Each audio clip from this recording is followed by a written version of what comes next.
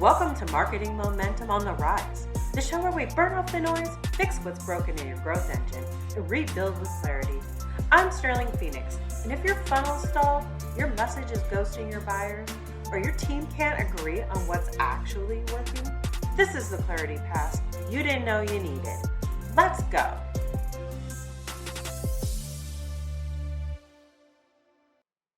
Most growth playbooks don't fail because they're bad. They fail because they weren't built for you.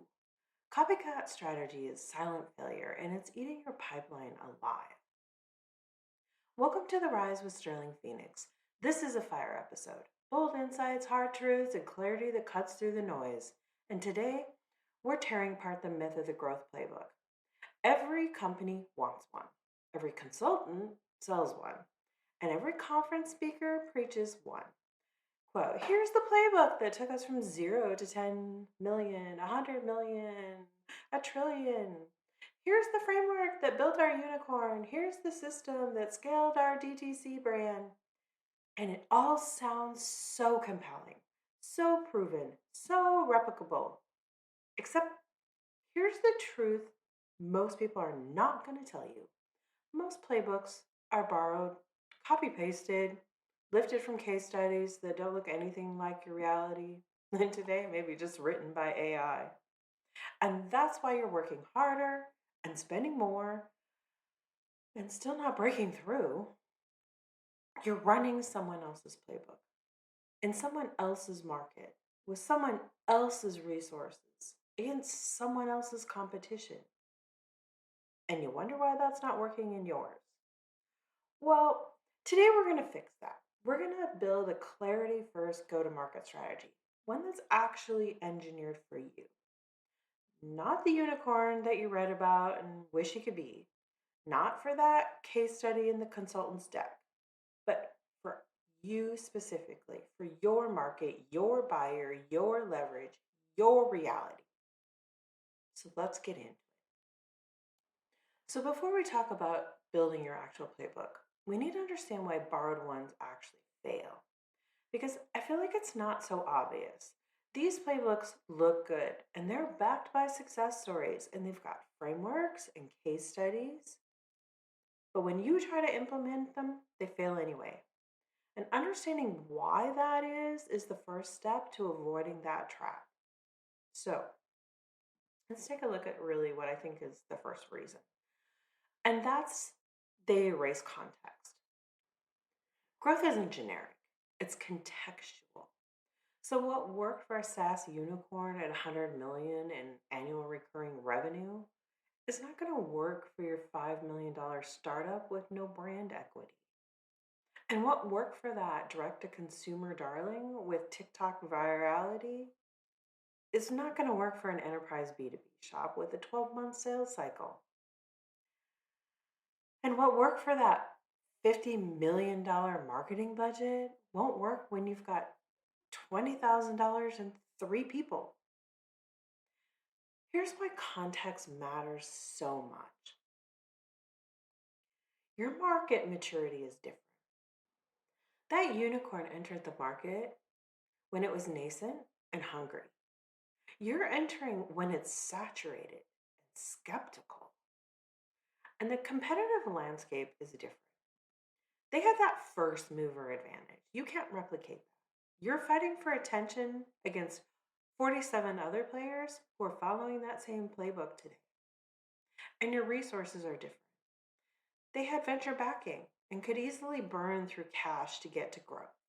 On the other hand, you needed profitability by Q3 or things were going to get ugly. And your buyer's sophistication is different. They're selling to early adopters who would tolerate rough edges because it was all new and exciting and shiny. You, on the other hand, are selling to the late majority, and they expect polish and perfection. And your distribution channels are different. They were building on a platform before it was completely crowded out. That platform's algorithm has changed 3 times since then. And yet most playbooks are sold as if all that context doesn't matter. They could say, oh, just do what we did. Just follow this exact framework, implement these 7 steps. That's not strategy. That's just some ugly cosplay. And you're dressing up like someone else and hoping the market can't tell the difference. Well, no, that doesn't really work.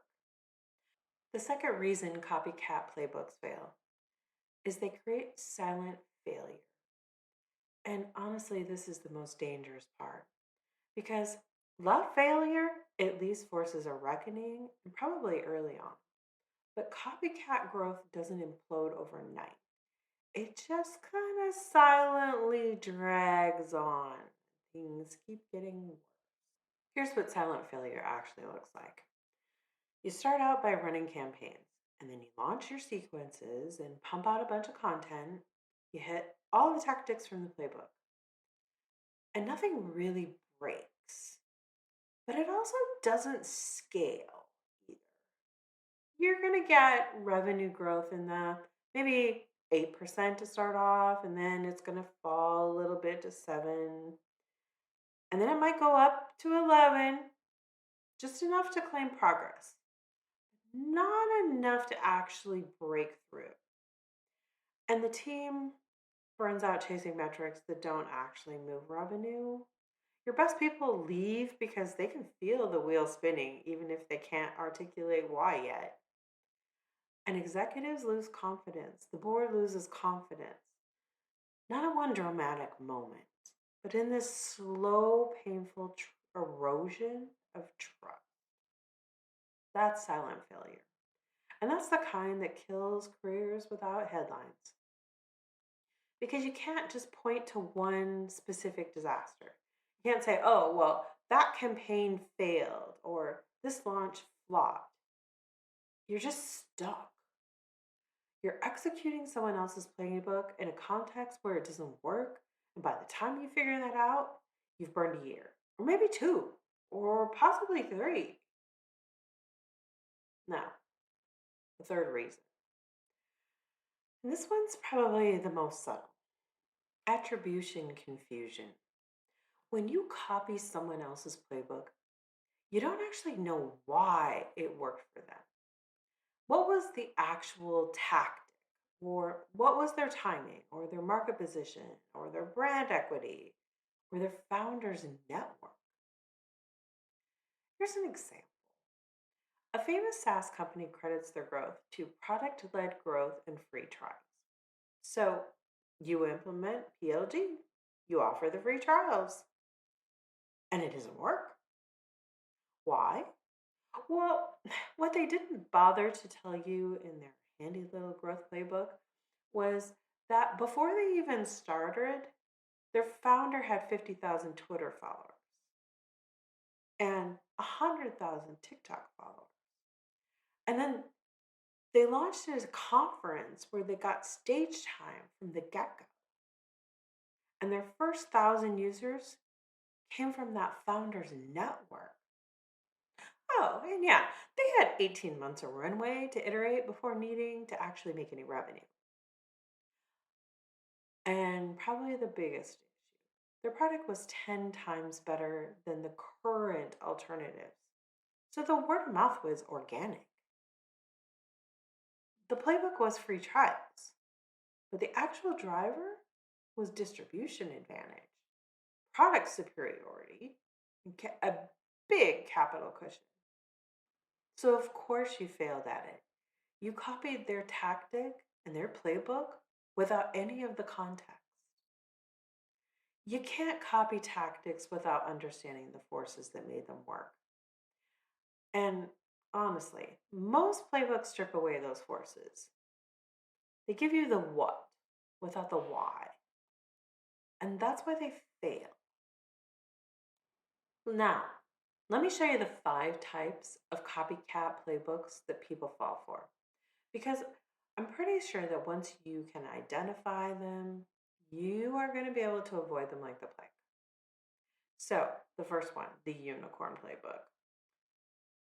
The great cover, the great pitch is always, here's how we scaled to 100 million in annual recurring revenue in 24 months, maybe even less. It sounds amazing. Except what they're not telling you is they had 30 million in Series A before they even had product market fit. And their cost of customer acquisition was $2,400. But they didn't even care because they were optimizing for growth, not efficiency. And they burned through three CMOs finding the right one. Half their tactics would bankrupt you in 90 days. And the trap is you can't afford to operate like a unicorn if you're not funded like one. Now, the next time, the founder led playbook. The whole we grew through founder led content and personal brand. This is cool, except the founder had 10 years of industry credibility before even starting this company. And they were already getting invited to speak at events. And they had a network of at least 5,000 people who'd buy anything they launched because of who they are. You're starting from zero. The big trap with this is a personal brand takes years to build. You need revenue this quarter, and you can't just go buy that personal brand. Now, the third type of playbook is the platform arbitrage one. It goes something like this. We hacked TikTok or LinkedIn or Facebook or Blue Sky or whatever the greatest latest is. And they grew to $10 million. That's great for them, except they caught the platform early before it was totally saturated. And the algorithm rewarded their content style at that moment in time. And by the time you implement their playbook, the algorithm has already changed. And the platform is now 10 times more competitive.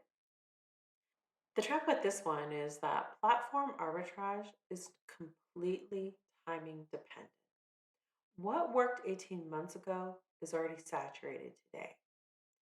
I think one important part with this particular type of playbook is that we're seeing a lot of this today with AI. And AI is changing so fast that 18 months ago might as well be 18 years ago. Okay, type 4, the category creator playbook. They say, we created a new category and we owned it. It is brilliant, except they have $50 million or more to spend on category creation, and it took them 5 years and multiple pivots. They can afford to lose money while building the category. On the other hand, you're entering an established category, probably the one that they created, and you need traction fast. The trap is category creation is crazy expensive and slow. And most companies need to win in existing categories. Okay, type 5, the just execute better playbook. They come out and they're like, oh my gosh, we just out executed everyone else. Let's get real. The translation in this one is we don't actually know why we won, so we're just going to go ahead and attribute that to hard work and in our amazing team. The trap of this is execution matters, but without strategy, you're just working harder on the wrong things. Okay, enough of that. Let's move on to building the actual solution. So, no more borrowed playbook. Let's go with a clarity first, go to market strategy engineered for your reality. This starts with 3 foundational questions. And if you can't answer all 3 with brutal honesty, you're not ready to build tactics yet. First question, who is the real buyer with the power to say yes? Not personas, not demographic segments, not, quote, marketing managers or, quote, small business owners. I'm talking about the actual economic buyer with budget authority. Most go-to-market strategies fail because they're aimed at the wrong person. You're creating content for the user when the buyer is actually their boss, or you're targeting the department when the decision is made at an executive level. Or you're selling to somebody who likes your project but has no ability to sign a check. So here's how to find the real buyer. You need to go talk to your sales team. Ask them who ultimately approves the purchase. And then ask your best customers who signed off on the budget. And ask, if we lost this person's support, would the deal die? That's your economic buyer. That's who your go to market strategy must be built for. Most companies build go to market for users or influencers and then wonder why deals stall in procurement or budget review. It's because they never built messaging, positioning, or content for the person who actually decides. You have to fix that first because everything else cascades from knowing your real buyer. Now, the second question, what is the problem they would spend money to solve tomorrow?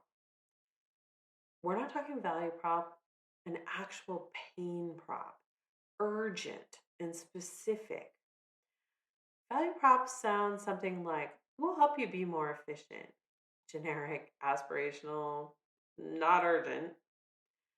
Pain props sound more like your sales team is wasting 15 hours a week on leads that never convert because you can't tell who's actually ready to buy.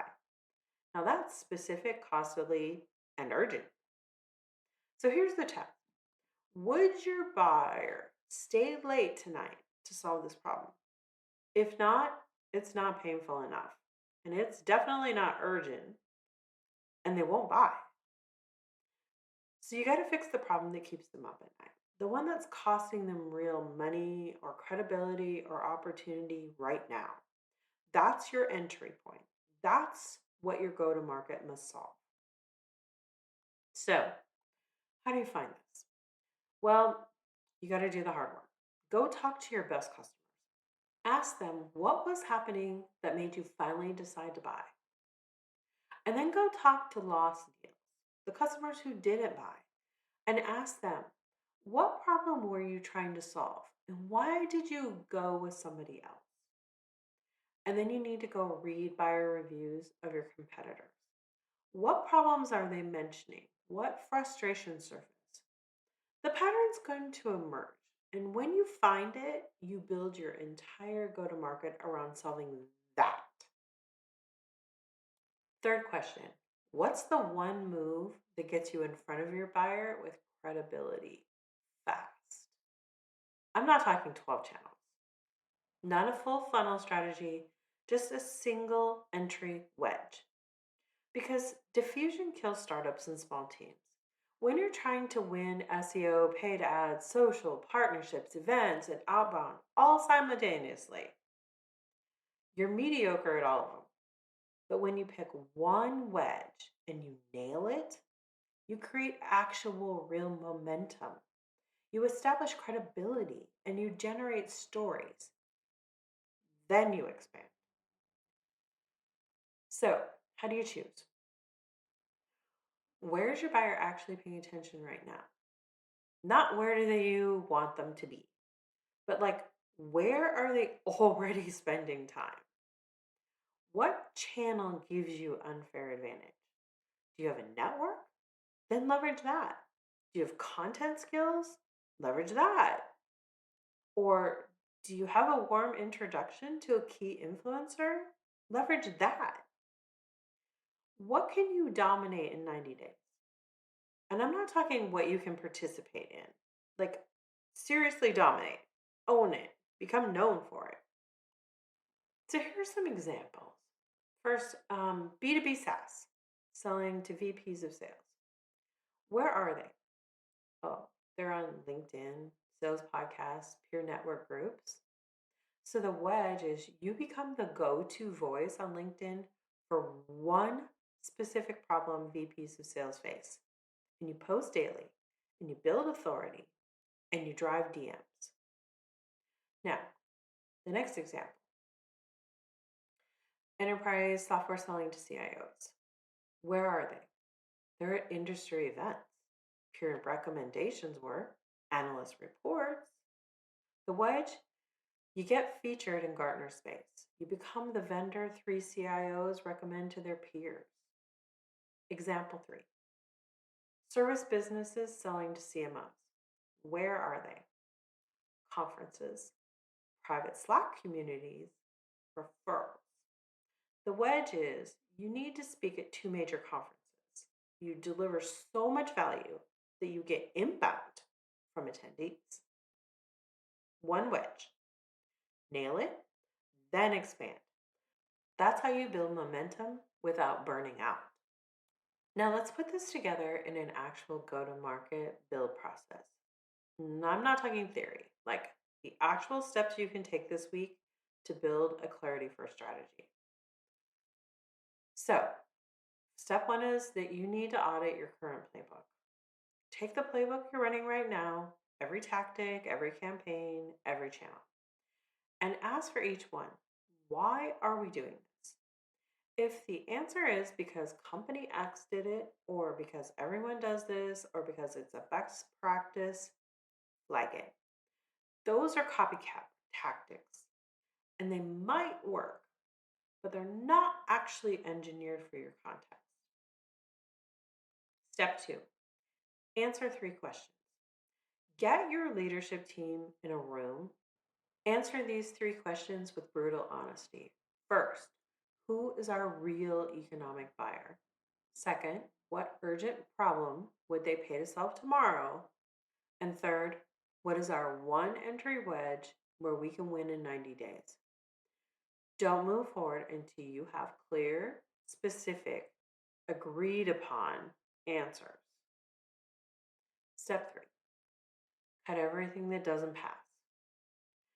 You need to go back to your tactics list and cross out everything that doesn't target that real economic buyer, speak to their urgent problem, and leverage your chosen wedge.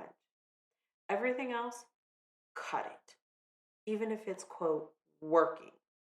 Even if you've already invested in it. Because kind of working on the wrong strategy is worse than pivoting to the right one. Step 4, it's time to build your core narrative. So it goes something like this. For buyer who is struggling with urgent problem, we offer solution through wedge.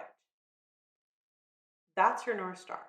Every piece of content, every campaign, every message should ladder back to this. Yes, it's familiar, but it's familiar because it works. Now, step 5, you have to execute with discipline.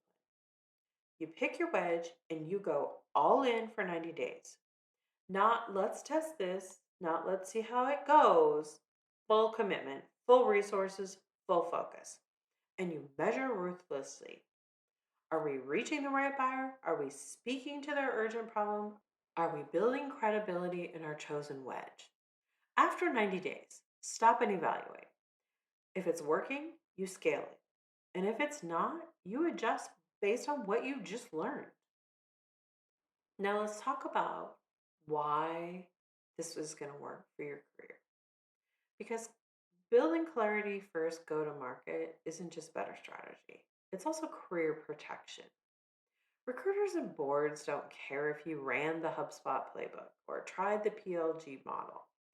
They care if you deliver growth in your reality.